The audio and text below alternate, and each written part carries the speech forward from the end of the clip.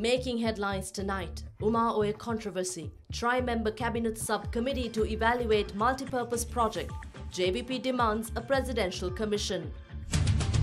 First at 9. This is Derana 24/7.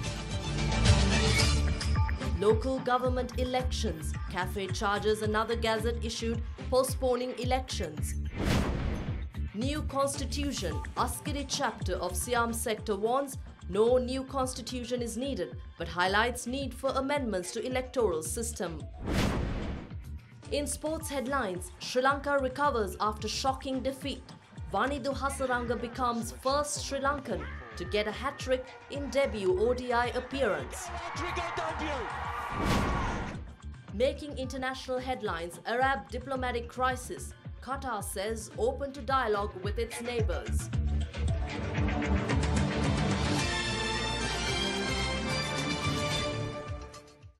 Good evening and a warm welcome to your primetime news at 9. I'm Indiva Yamwatha. We begin with news on the Umar Oil Crisis. The three-member cabinet subcommittee appointed by President Maithripala Sirisena to review the Umar Oil multipurpose development project is scheduled to visit the site tomorrow. The project, initiated by the previous government, was later continued by the unity government amidst objections and protests by area residents and civil organizations.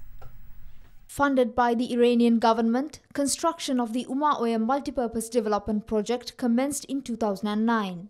It is alleged that 7,037 houses in the Eastern Valley were damaged, while wells and brooks had dried up as the project progressed. On the 28th of last month, the People's Front Against Umar Oil multipurpose development scheme engaged in a protest march and a Hartal campaign. Minister of Fisheries and Aquatic Resources Development and State Minister of Mahaweli Development, Mahinda Amaravira, Minister of Megapolis and Western Development, Partly Champika Ranawaka, and Minister of Irrigation and Water Resources Management, Vijit Vijayamanu Soisa, were appointed as the members of this committee.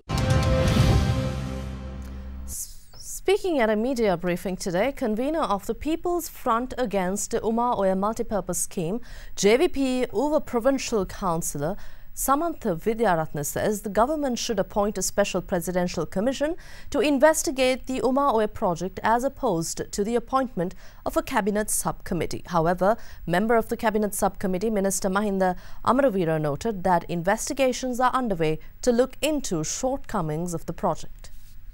Cabinet කමිටුවක් දාලා තියෙනනේ සත්ත පහක විශ්වාසයක් නැහැ. විශ්වාසය නැත්නම් ඇයි දන්නවද? ඔය ඉතින් කැබිනට් කමිටුවක් දැම්මා. රවි කරුණානායක සභාපති කරා ආවද? කමිටුව ආවේ නැහැ. අපේ අදහස් ගත්තද? ගත්තේ නැහැ. ඉතින් කොහොමද නම් තීන්දුව ගත්තේ? පාර්ලිමේන්තුවේ රැස් වෙලා පැය දෙක තුනක් ඒ කට්ටිය කතා කරලා ඔක්කොම අත්සන් කළා මේ ව්‍යාපෘතිය කරගෙන යන්න ඕනි කියලා. දැන් ඒකට කැබිනට් කමිටුව අපි පිළිගන්න ඕනද? අපි කිව්වා ජනාධිපතිතුමාට එන එකක් ආපු දෙන් කමන්නේ නැහැ. දැන් හෙටත් එනවා. අපිත් යනවා. හැබැයි අපි ඉල්ලුවා තීන්දුවක් තීරණයක් ගන්න නම් දැනුගත් මිනිසුන්ගේ සැදුන්ලත් ජනාධිපතිතුමාට ටිකක් පිළිගත හැකි විශේෂ ජනාධිපති කොමිෂන් එකක් පත් කරන්න. දැන් උමා ඔය වගේ ව්‍යාපෘති සම්පූර්ණ පසුගිය මමත් ඉඳපු අපේ ජනාධිපතිතුමාත් ඉඳපු අපේ ආණ්ඩුව කාලේ තමයි ඒක ආරම්භ කරේ. හැබැයි අද ඒකේ දෝෂාරෝපණය සමහර අය එල්ල කරන්න බලනවා. මේ මෛත්‍රීපාල සිරිසේන ජනාධිපතිතුමාට මේ අමාත්‍යාංශයේ විවිධ පක්ෂවල කට්ටිය. තාමත් නින්දිතයි ඒ චෝදනා එල්ල කිරීම. දැන් සියලුම ආරම්භ කරපු වැඩපිළිවෙල පහුගිය ආණ්ඩුව කාලේ ඒවා වැරදි අඩුපාඩු හඳුනා ගනිමින් ඒවා නිවැරදි කර ගනිමින් ඉස්සරහට යනවා. චෝදනා එනවා සම්වර්ධනයේ නතර වෙලා කියලා. කිසිම හොඳ සම්වර්ධන ව්‍යාපෘතියක් නතර කළා නැහැ.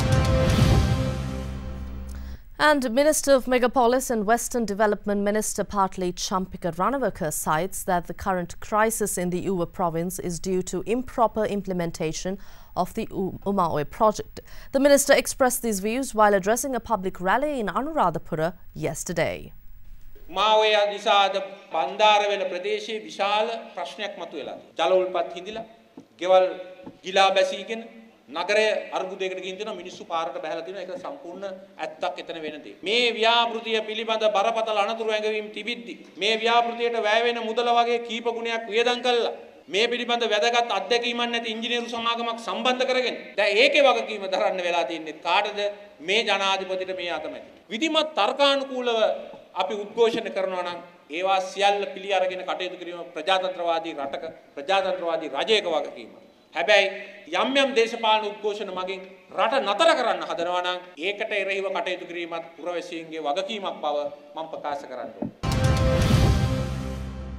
Moving on to the much talked about delay in holding local government elections, Executive Director of the Campaign for Free and Fair Election, Kirti Tennakoon, charges that another gazette is issued to postpone the already delayed elections.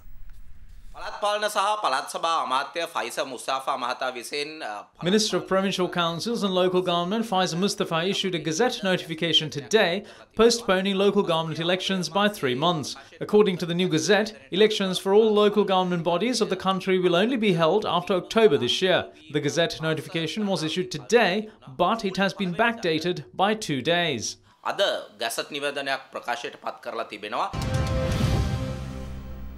Well, Minister of Petroleum Resources Development Arjuna Ranatunga says that Buddhism would retain its prominence in the new constitution. The minister expressed these views during an event held at the Mutharajavilla Amman Kovil in Kaluthara today. Everyone needs national and religious reconciliation. When we informed the government, we stated that every religion and race should work together to move forward as a country. Sri Lankian හැටියට ඉදිරියට යන ගමනක් මේ රටේ ඇති වෙති. ව්‍යවස්ථා සංශෝධනය ගැන මේ දිනවල විශේෂම සාකච්ඡා වෙනවා. බුද්ධාගමට හිමිතැන නැති කරනවා කියන. එහෙම දෙයක් වුණොත් ඔබතුමාගේ ස්ථාවර. ඒ ගැන කතා කරලා නැහැ. We haven't discussed the matter yet. There are no documents in this regard. Tamils, Muslims and people from other religions never requested Buddhism not to be given prominence when amending the constitution. People who want to create problems talk about the constitution. None of them can prove their grievances with evidence. If they can, we are open for dialogue, but this is about destroying the country with political intentions. And the Anunayaka of the Askari chapter, Most Venerable Anamaduwe Dhammadasi Thera, says that there is no need of a new constitution. Meeting with the representatives of the Task Force Committee of Buddha Sasana, the Most Venerable Anunayaka Thera said that the issues of the existing electoral system should be addressed first. If the Sri Lanka Freedom Party says there is no need of a new constitution, we will support it. We are against other amendments to the new constitution. We only support the required amendments regarding the elections. We have to discuss other measures such as keeping the constitution and retaining the executive powers of the presidency. If they are amending the constitution, it should only be the section regarding elections. Newspaper reports say that a new constitution will be introduced in August. If the new constitution were to be introduced, we will declare that the Mahasangha stands against it.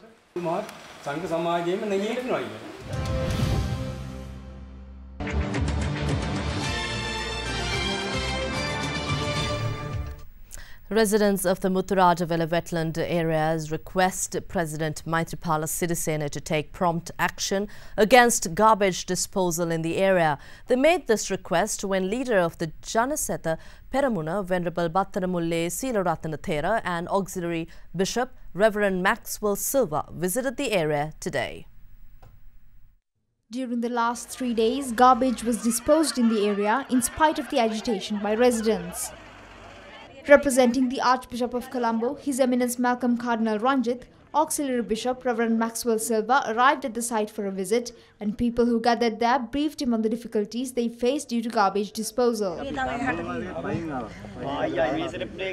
Reverend Maxwell Silva assured that His Eminence Malcolm Cardinal Ranjith will be notified of the situation. Meanwhile, Janaseta Peramuna leader Venerable Battaramulle Seelaratana Thera also visited the site and held a discussion with the residents of the area.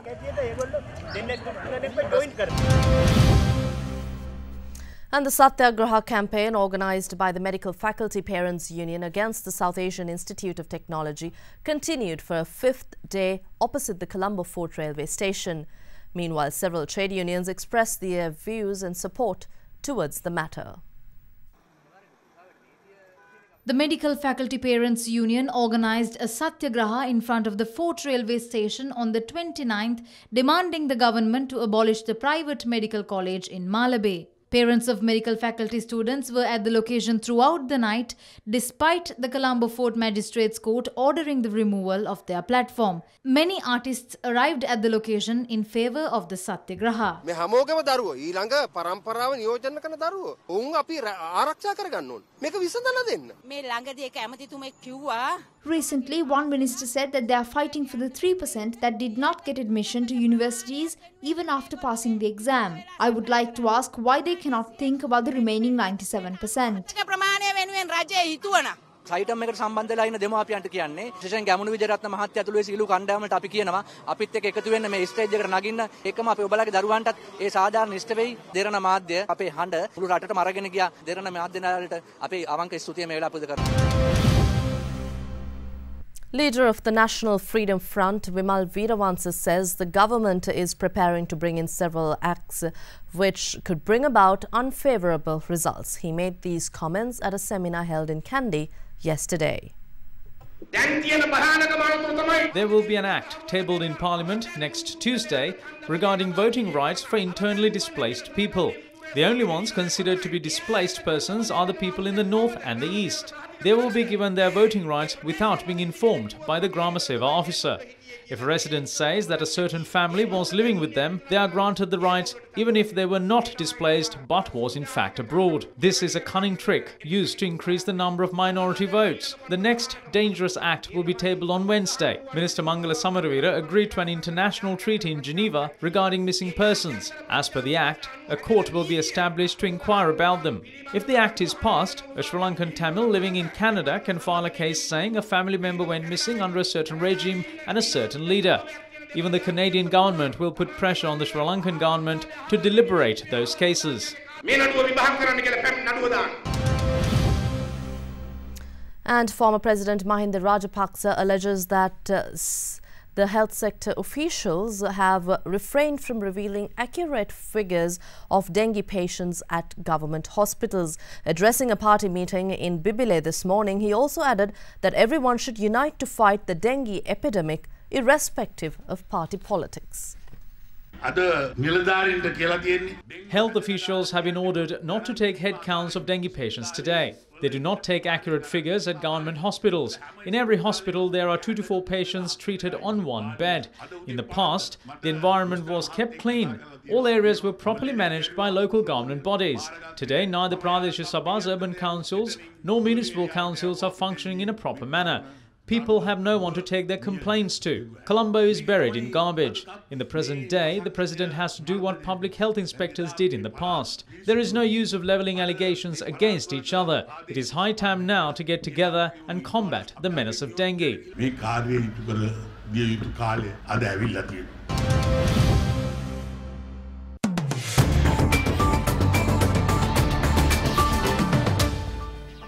Welcome back in business news. The trading week concluded on Friday on a positive note, supported by foreign inflows and half-year window dressing trades. Foreign participation accounted for 47% of the total weekly turnover today.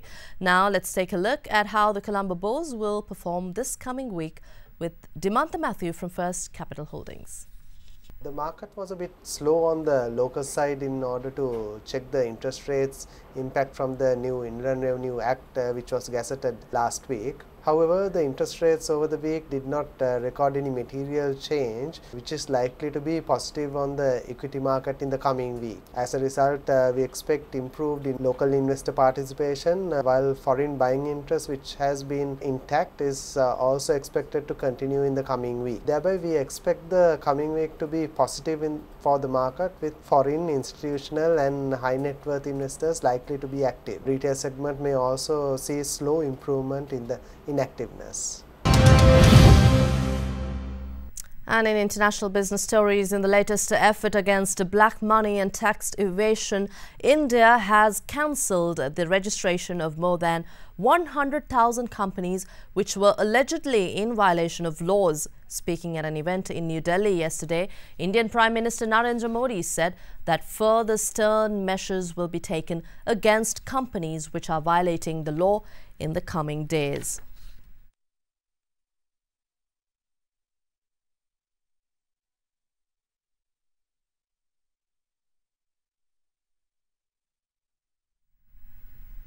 Also in business news from around the world, Iran says French energy giant Total will sign a contract worth close to $5 billion to develop an offshore gas field in the Gulf alongside the China National Petroleum Corporation. It is the biggest foreign deal since most economic sanctions against Iran were lifted in year 2016.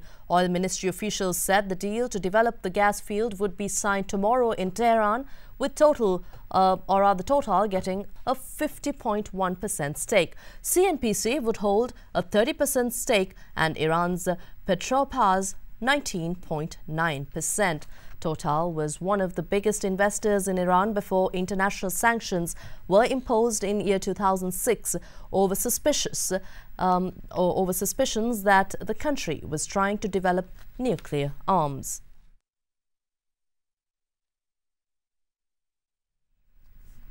And the British government will end an arrangement that allows 5 other European countries to fish in the UK's waters in a move described to help regain control of fishing access to the UK's waters. The UK has announced that it will begin the process of leaving the London Fisheries Convention, giving 2 years' notice of its intention. The London Fisheries Convention allowed Irish, Dutch, French, German and Belgian vessels to fish within 6 and 12 nautical miles of the British coastline. Withdrawing from the 1964 convention also means that Britain will have its vessels and also will lose the right to fish in waters 6 to 12 nautical miles offshore of the other countries.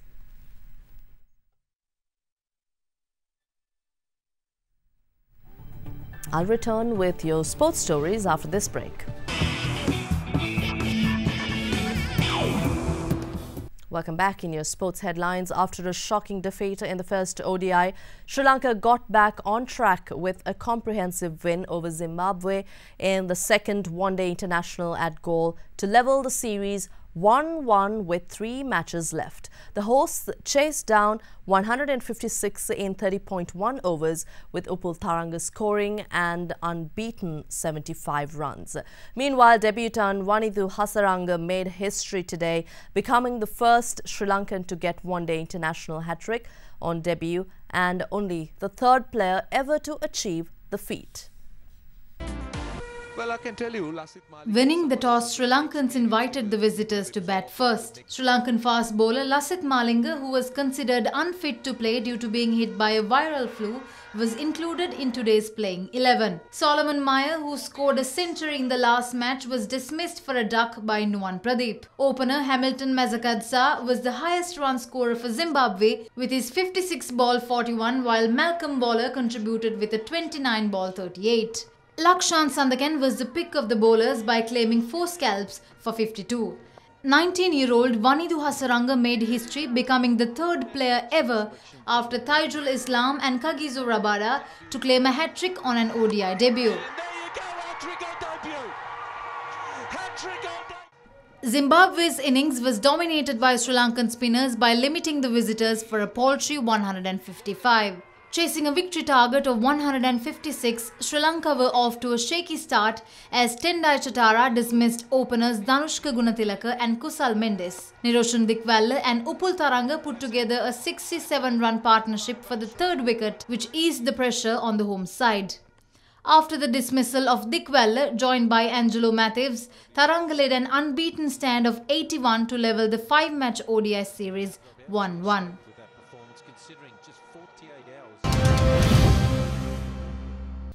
Moving on, we have tennis news. Novak Djokovic won his 2nd ATP World Tour title of the season yesterday, beating Frenchman Gael Monfils 6-3, 6-4 in the Aegon International Grass Court Finals at Eastbourne.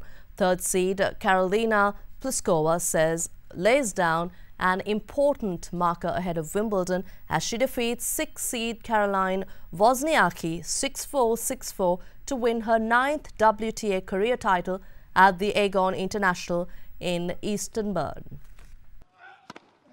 Djokovic once again wrapped up a 6-3-6-4 victory over the Frenchman without dropping a single set. Monfils put up a decent challenge, but Djokovic controlled affairs, breaking in the opening game and also to close out the first set before again striking at the end of a closely contested second to seal victory in 76 minutes.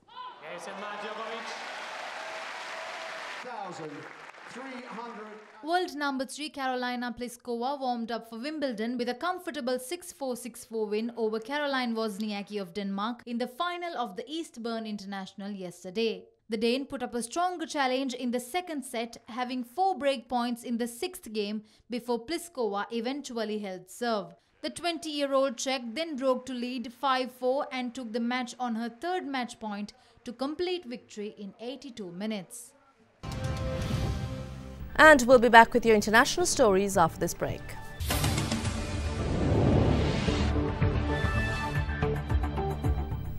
And in news from across the world, as the deadline approaches for Qatar to comply with the list of demands issued by its Gulf neighbours to end the still brewing diplomatic crisis, Qatari Foreign Minister Mohammed bin Abdul Rahman Al Thani says Doha is open to dialogue over the grievances of its neighbours. The minister made the assertion while addressing media in Rome yesterday, adding that the ultimatum was aimed not at tackling terrorism but at curtailing national sovereignty.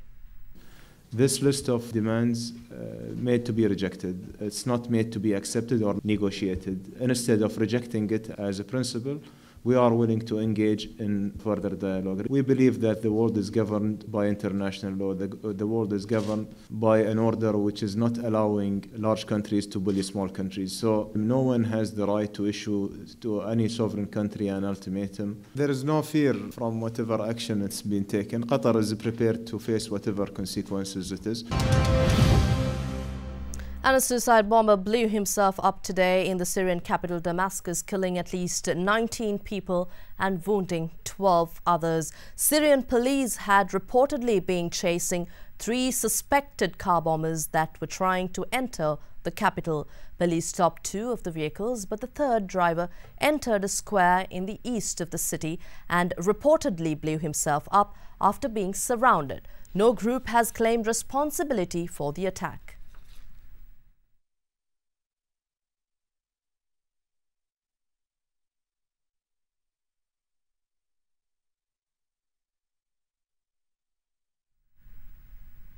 And let's now take a look at a few other stories making news tonight from around the world. At least 25 people were shot yesterday at a nightclub in the US state of Arkansas, 2 of whom are in critical condition. 3 others were injured in a stampede of people fleeing the scene. Police and local officials assured the incident was not terrorism related and a rapper who was performing at the club has been arrested. Ukraine says it has proof that Russian security services were involved in the cyber attack that targeted businesses around the world earlier this week, an allegation denied by Moscow. Ukrainian firms were among the first to report issues with malicious software on Tuesday before the virus spread. However, the attack also hit major Russian firms, leading some cybersecurity researchers to suggest that Moscow was not behind it. The interior ministers of Germany, France and Italy will meet for crisis talks in Paris amid Italy's warning that the influx of the migrants into the country, mainly from Africa, is unsustainable. Italy has threatened to close its ports and impound rescue ships run by aid agencies carrying migrants. The Italian government says that other European countries should take in some of the migrants pouring into Europe from Africa. And that's all from your primetime news this Sunday. But before we go, we'd like to leave you with visuals of the world-famous chariot festival of the Lord Jagannath Temple in eastern India, which commenced recently. A glimpse of the Hindu deity Lord Jagannath on the chariot is considered very auspicious by devotees. We leave you with these visuals. Have a pleasant evening. Good night.